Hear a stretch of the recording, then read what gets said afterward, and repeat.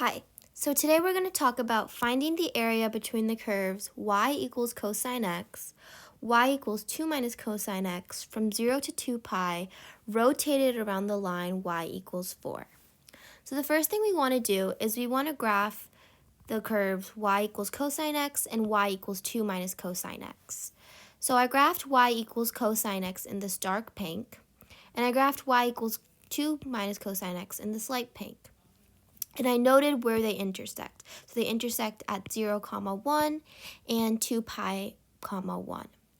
The next thing I did is I visually rotated it around the line y equals 4. And when I did that, all I did was mirror this image against this line, giving me the graph something like this. I then drew in my washers with a smaller inner radius and a larger outer radius. After doing that, I must recognize that the volume is always equal to the integral of the area.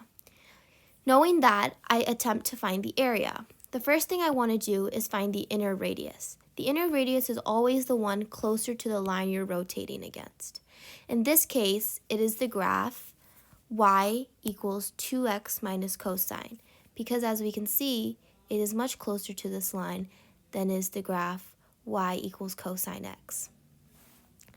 However, because we are rotating against the line y equals 4, we must subtract our graph from the line. So 4 minus 2 minus cosine x, which ends up equaling 2 plus cosine x.